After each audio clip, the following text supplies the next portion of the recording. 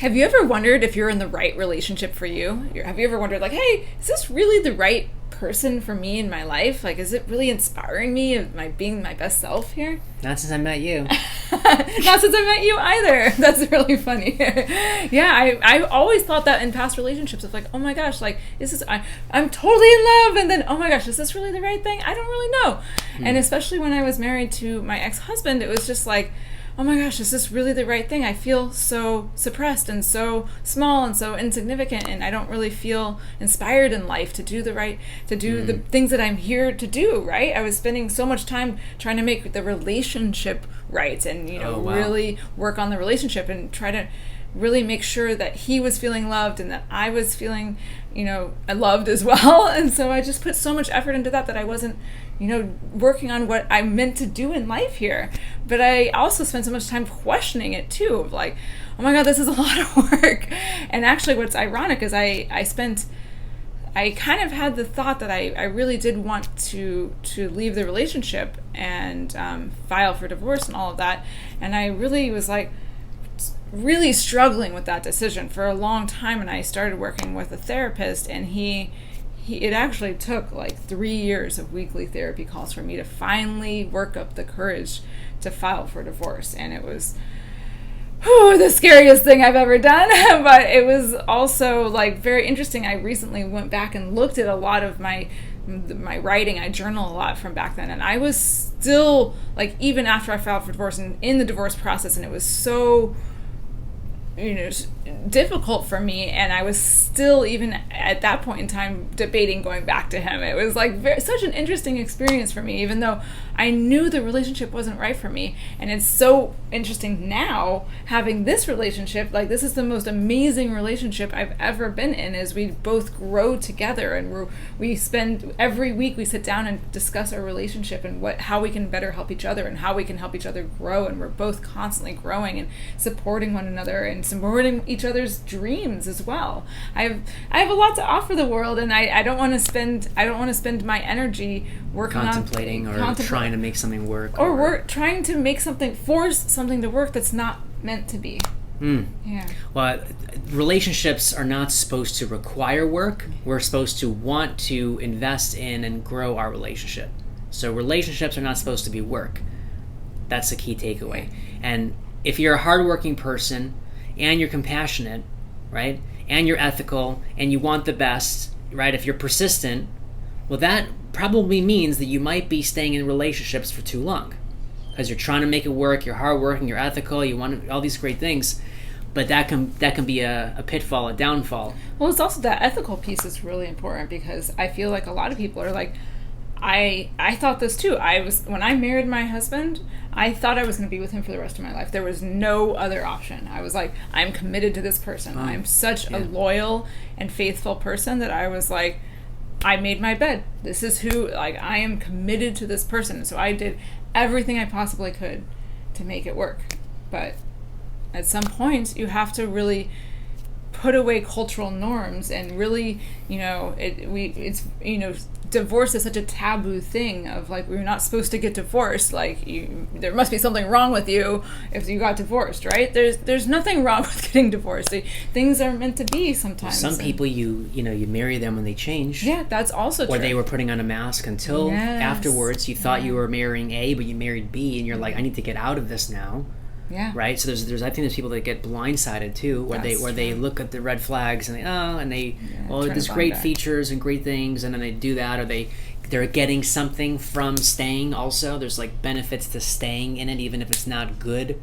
But good is the enemy of great. Yeah. So if it's just good, well, that's not great then. And then if it's mediocre, well, I had to in my own past get a reality check of mediocrity is not just like what everybody just gets, it's actually what we choose. I didn't know that I chose mediocrity. I didn't know that I chose poverty. I didn't know that I chose isolation. I didn't know that I chose vulnerability. I didn't know that I chose scarcity. But nobody said, Jonah, you just choose abundance. You just choose love. You just choose confidence. You just choose to go out there and give your gift. You don't have to be alone and isolate. You don't have to be vulnerable. You don't have to live in scarcity. And it, of course, takes time and committing to this process, meeting the right people, going to the seminars, doing all the things we had to do to do that. But I think a lot of people stay in mediocrity because they don't realize there's actually better. They don't know how to get better. They're afraid to begin the journey, or I don't know if you can relate. Maybe there's a deserving issue, a worthiness issue. There's an insecurity unresolved. I mean, insecurities are probably one of the most costly things to keep. It's just sabotage. It's like fear. I actually, there's a video you can watch on me overcoming my fear of heights, but not that I jump off a cliff with the camera, which could be a cool video. But basically, it's like we have to choose what we want life to look like and then do things in alignment, like a vision board, like you put on your vision board. I asked a mentor of mine, how do you know what to do? Like A or B? How do you make decisions? And he said, I always go back to my vision board. If I can't decide, do I go this, do I go left, do I go right? Do I date this person or not? Do I get divorced? Do I start this business? Do I move across the country or internationally? Do I start a company? Do I stay here? I get a new job? Do I start right? He just said, I look at my vision board, and he just says, whichever path would lead me to my vision, even if it's scary, even if I'm nervous, even if I don't know if it's going to work out, what if it doesn't work? What if it doesn't work for me? What if I get rejected, abandoned, neglected, I get all these negative things? It's just like, well, if your vision is here, then you have the opportunity to move closer to that in exchange for what we've been calling trials, which are these things that you're being sent to you, regardless of what you believe, but something is sending you those trials to mold you and to sculpt you into who you're becoming. There's a video you can watch on being molded into, like what are trials, what are tests, right? So what I'm trying to say is that if you feel like good is the enemy of great, going back to mediocrity, but then there's people that are just like, well, can I just stick it out and make things work? If I just do the work, if I go to get a relationship coach and a marriage counselor and I do this, yeah, you're doing your part though.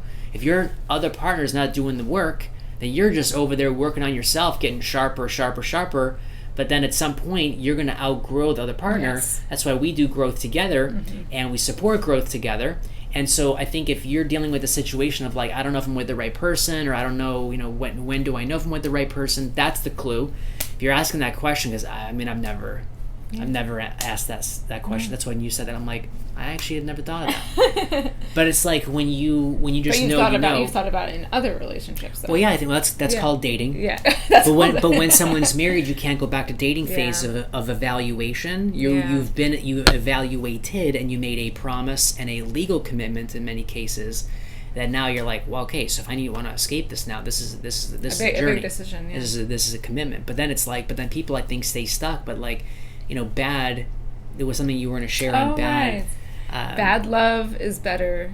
I'm sorry. Bad love is not better than no love. No love is better than bad love. Yeah, having no love, not being loved, being alone, is better than any multitude of situations, abuse. Even just having someone that triggers you constantly. If you're always having talks with your partner, hey, when you do this, it triggers me. Like if your partner doesn't fix after one or two attempts, one or two things, they can't change or they won't change. They don't care. About you. Yeah.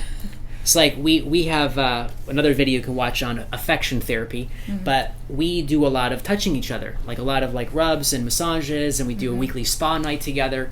But what I'm trying to say is like, I've learned a lot of things about Mandi that she doesn't like certain feelings on certain parts of her body, right? But if I naturally do that, I have to like train myself not to, but you got to be with a partner that actually cares enough to adjust to make sure that you're receiving what you need. Yeah. And if that's not happening, how long do you give somebody?